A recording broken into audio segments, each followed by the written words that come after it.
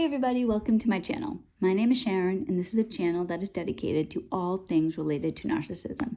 I release new videos every Monday, Wednesday, and Friday on all types of topics related to narcissism. So if you haven't already, please take a moment to subscribe to the channel so you don't miss any videos. I would really appreciate it if you gave the video a thumbs up. It's a free way you can help me out. And definitely don't forget to leave a comment because I like to read what you have to say. Before I get too far into today's video, I did want to give you all a Joe update. For those of you that don't know, Joe is my boyfriend. He is here on the channel with me on the majority of Mondays on our incredibly originally entitled show, The Sharon and Joe Show. He hasn't been here for a few weeks. Whenever he isn't here for a stretch of time, it is always related to health issues he's been having. Now, recently, I mentioned on the community page, I asked for prayer for him. Joe has had a variety of health issues. Now, the one I was speaking about primarily on the community page was his ear. So Joe was born with a birth defect that affected his ear dramatically. He has had multiple surgeries on this ear. He had like a dozen surgeries before he was even a teenager. 7 years ago, he had what was supposed to be the be-all, end-all surgeries. It was over. Finally, he could put it in the past. He flew all the way out to California to see the specialist. The ear was doing fantastic until about a year ago. Since then, he has had a non-stop ear infection. It is just constant. It's horrible. The ear is deteriorating. Now, we can't go to see the specialist. There's a specialist in California that he saw earlier. There's another one, and I can't remember offhand if it's Idaho or Oregon. Both of these people have a year waiting list. So what we're trying to do is get somebody to help Joe in the meantime, to help him to salvage his ear, to help him feel better. In the meantime, somebody that can look after him. We have had no success, and we had another appointment on Friday. So I had asked for prayer then. Thank you. So many of you said nice comments, emailed me. I'm so grateful. Joe is so grateful. If I haven't responded to you yet, I think I responded to all the comments in the community page, but I'll double check that. There are emails I haven't replied to, and I'm going to. So if you send me an email, I saw it, I'm going to reply to you. Thank you so much. I'm so happy to tell you that your prayers worked. Joe, we saw this doctor on Friday. Now, he's not the specialist that he needs to see, but this is a man who can help him. He understands the situation. He talked about it with Joe. He gave him options. He gave him some solutions, what to do in the meantime, even what maybe to do permanently. So you guys, finally, it was such a relief. So I want to tell you guys that. Thank you so much. I know Joe's not here today. I'm hoping he's going to be here next Monday. Now, Joe's also had some other health issues, and I'm not going to say too much about it now because I'm hoping to talk about it with him next Monday, because we both believe that it's actually a form of spiritual warfare that's keeping him constantly ill. He's had a lot of issues that he's dealing with. And I know that sounds crazy. I do. I get it. Like a couple years ago, I would have been like, oh, come on. That's so ridiculous. I believe, so I'm not going to tell you otherwise. I believe, Joe does too, that when you're with a narcissist, a portal to hell has been opened. You are dealing with evil, like pure evil, malicious evil, wants to hurt you, evil. I mean, even and I go so far as to say spiritual warfare. I mean, like literally, good versus evil is happening in your life. So a lot of the issues that Joe has had, we both believe like it's a form of spiritual warfare. He's being attacked still. He's got chains that still need to be broken. So we'll talk about that next week, hopefully. But in the meantime, I did just want to say thank you. I'm so grateful, you guys. Joe's so grateful, and thank God we had some good news. Now, in today's video, I want to talk about going no contact with a narcissist. I'm going to tell you a little bit about what no contact is and what no contact isn't. And I'm going to tell you what no contact has done for my life. So no contact is, just like the Sharon and Joe show, very originally entitled, it's no contact. So you do not have contact with a narcissist. Ideally, it would be zero communication. So no emails, certainly no talking to, no texts, no checking them out on social media, no still talking to the family members, no having mutual friends together. Literally, it's like you have a scalpel and you cut that narcissist out of your life. You close that portal to hell. You can do it with no contact. Now, this doesn't mean it's easy to do, but this is the cure. It's like, like Joe has to do a lot of things with his ear. It's not easy to do. It's not pain-free, but this is what must be done. That's how it is with a narcissist. If you go no contact, you will gain your life back. Now, it doesn't happen immediately, but this is the beginning. I have done this. I'll tell you how it's benefited me. I just want to mention something first, because I know some people think that no contact is a form of silent treatment. It is not a form of silent treatment. There's an intent behind silent treatment, and there's an intent behind no contact. The intent behind no contact is to save your life. The narcissist, it doesn't really have anything to do with them. You're not trying to hurt the narcissist.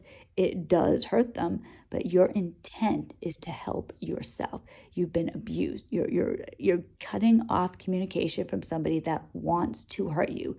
That's like, I don't even know how anyone could think that was a bad thing. That's how you move forward. Silent treatment, the intent there is a narcissist wants to punish you.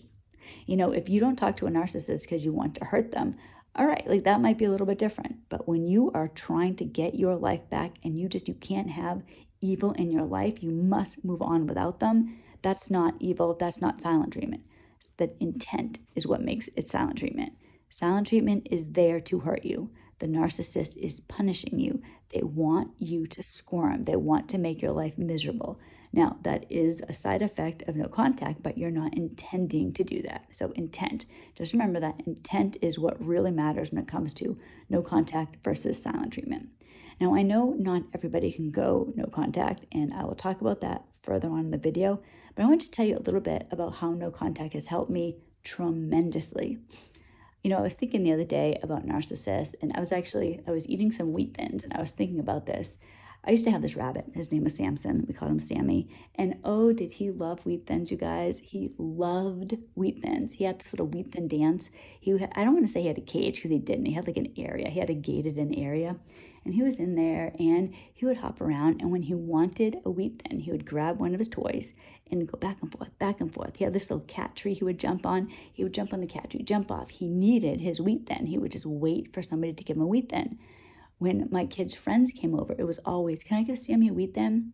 So the thing about Wheat Thins, right, is that they're all the same. If I'm eating Wheat Thins, you're eating Wheat Thins, somebody in another country is eating Wheat Thins, they're all the same. We know what a Wheat Thin is, right?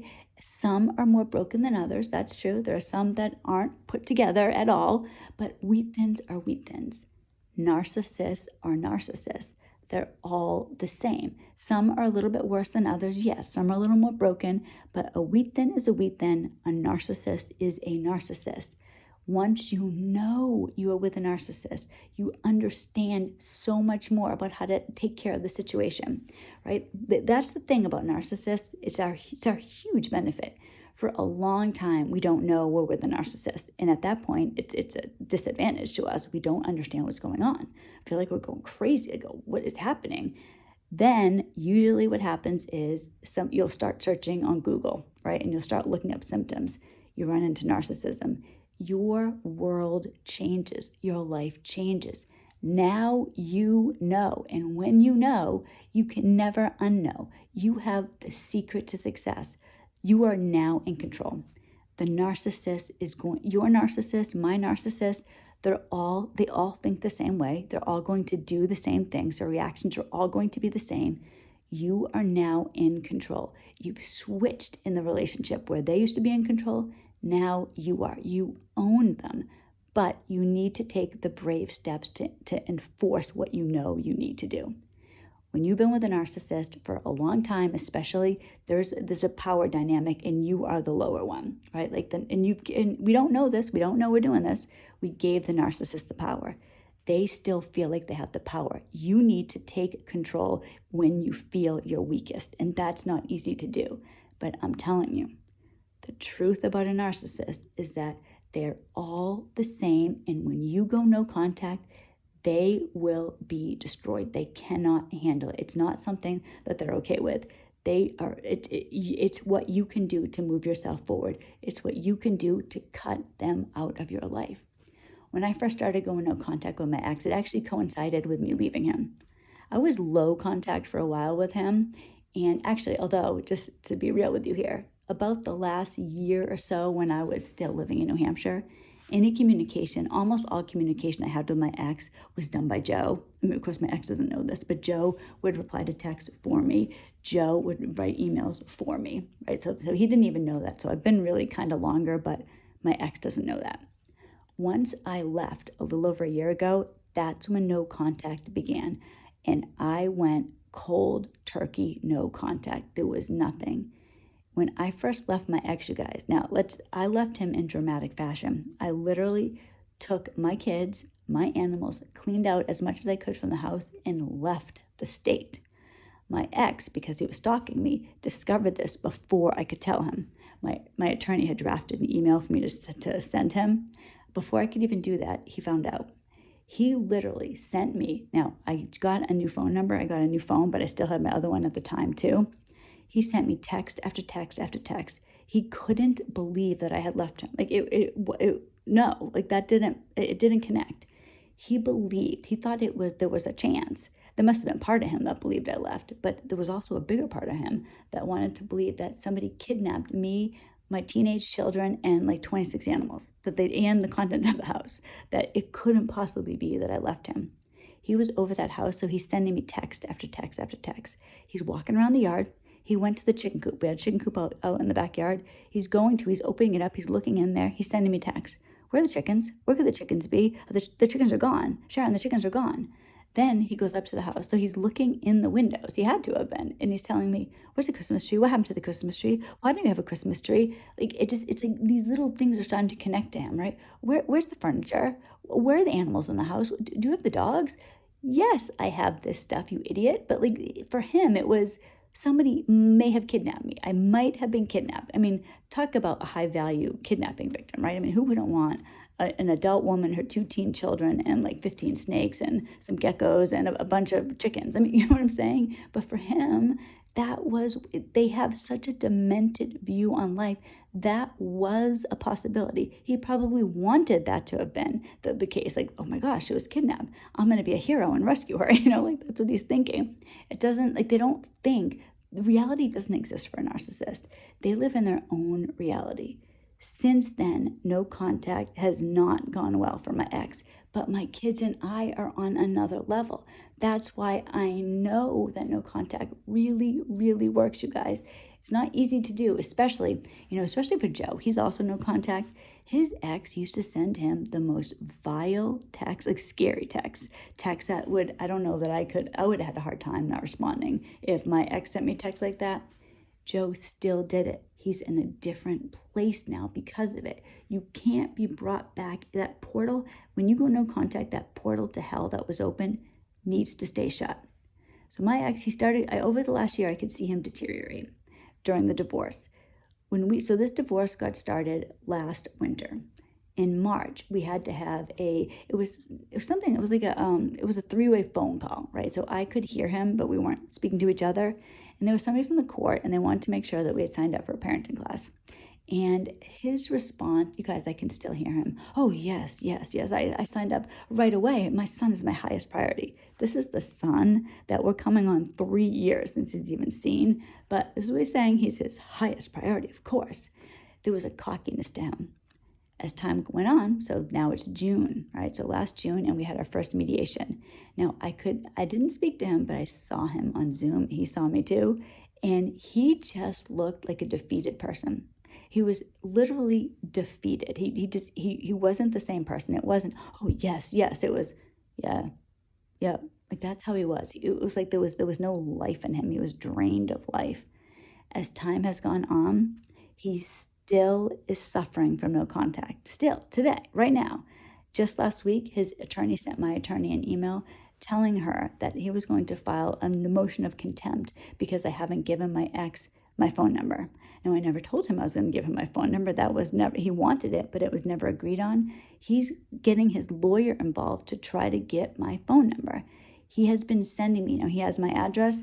He's been sending me little notes in the mail telling me, asking me to respond to him. He thinks, because he still sends me emails, is that your correct email address? He got his attorney involved in that as well, that I must not have the same email because it can't be that I'm not responding to him. So he's trying to literally get his lawyer involved. His kids as well are no contact. My kids are no contact with their father. I know not everybody can do that. But if you can, if you're with somebody that doesn't see their kids, you can go no contact. You can have your kids go no contact. Now, this is something I spoke about with my kids. I didn't tell them you have to be no contact. They don't want a relationship with him. So I told them they're old enough, they don't have to. So they have no communication with him as well. He still sends them emails. He sends them emails every Monday. They have them sent to their junk. He doesn't have their phone numbers. We are able, because of this, to move forward in a way that benefits us tremendously. Now, Joe is no contact with his ex as well, but his kids still have contact. So she's brought into his life in that way, and there's a difference between my kids and his kids because of it. I understand that people cannot always go no contact. In that case, you have kids and they're still seeing the other parent. I'm so sorry, because I know that makes life very difficult for you. One thing I recommend, Joe's kids are over 18 now, right? So he doesn't have to there's no involvement. He doesn't have to speak to her. If you have minor children, I have heard tremendous things about the parenting apps where you can communicate only through the parenting app. And it's something along the lines of, you have little Susie till 7:00, drop her here, or I will pick her up at this time, or there's a teacher meeting, you can go at 3:00, I'll go at 3:30, whatever it is. You can communicate exclusively through that. You don't have to call the person. You don't have to text the person, because the narcissist will always take advantage of that every single time. You give them the teeniest little thing and they will latch on. When you know who a narcissist is, don't unknow it. Narcissists are tricky little evil monsters. There are times where they will try to weasel back into your life by being the person you always wanted them to be. Don't fall for it. A narcissist will do things. My ex did this, actually. He sent me an email back in, I guess it must have been, it was either November or December, telling me that he wants to make amends to me. He's been thinking about this. He really wants to make amends. He wants me to feel better. This might help me. Like he was helping me. This might help you. Also, by the way, I'd really appreciate it. I'd be so grateful if you could send me a Christmas card of the kids. I just want to see what they look like. Something like that. If you aren't in the right mindset, you can be like, oh, he does? He wants to make amends? Oh my gosh, like maybe he really does understand what's happening. Oh, isn't that sweet? He wants to see one of my Christmas cards. He loves the kids so much. Don't fall for it. No contact is the best way to get a narcissist out of your life and move forward. It is the recommended way. It's not just by me telling you this, by therapists, psychiatrists. It is the best thing to do. It's almost like, Joe and I have this cat who has kidney disease. We just found out he has kidney disease, and a lot had to change because of it. Little Frankie cannot have the food that the other dogs and cat have. He can't get little turkey treats. He can't get those little, I can't even think what they're called, little cat treats he likes. He has to be on a special diet now. Now he's doing really well on the diet, so he's not like being deprived or anything. But we have to be vigilant. He has to be on this diet, because if he isn't, this is going to end up taking him. I don't know. No, he's an older cat, so he could have other issues as well. So it might not be the kidney issue, but it will eventually take him down. We want him to stay as healthy as long as possible. A narcissist also will take you down. In order to stay as healthy as possible, you have to be like Frankie. You have to be on your special diet, your special no contact diet. That's how it is. You need to remember what this person is, not who this person is, what this person is. Paris, she kind of cracks me up when she says this. She calls narcissists husks. They're this husk. We don't know what's underneath. And it's funny and we laugh when she says it, but there's a seriousness too. When you're with a narcissist, you are really with evil. Evil exists in this world. I've seen it. I know it. Like I said about the wheat thins, the narcissists are all the same. Your narcissist, my narcissist, Joe's narcissist, they're all demonic, wanting to hurt you, wanting to take you down. Your cure, your healing step is no contact. Low contact if it has to be that way, but do not ever fall for a narcissist being nice. They are doing that to trick you. Take it from me, take it from other people who have been there with narcissists. They're all the same. You are not the same as me. I'm not the same as Joe. People who aren't narcissists aren't all the same. But Everybody who has the ear problem Joe has similar issue, right? If I have strep throat, you have strep throat, we can identify, we feel it. When something bad is out there, it's other people have the same thing. When you're talking about a person living their healthy life, you have a different healthy life than I do, but we're moving forward. We're our authentic self. Something bad is the same, you guys. All narcissists want to do is hurt you. They're hurting people. There's something wrong with them. Like I said, I believe it's literally demonic. There's something really wrong with a narcissist. And if you don't cut them out, it's like little Frankie, he's going to get sick. It's going to destroy him. Narcissists destroy. It's up to us to have the strength to cut them out. It has been transformative for my children and I. I hope this video has helped somebody who's kind of going back and forth with no contact to understand it really is, as hard as it can be sometimes, as much as you want the narcissist to change, it's time for you to be strong. You might not think you're strong, but when you've dealt with the hell a narcissist brings into your life, you are so much stronger than you think. I will see you all on Wednesday. I hope you guys have a wonderful day, a blessed day, and I will see you on Wednesday, and hopefully, God willing, Joe will be back here next Monday. Bye, everybody.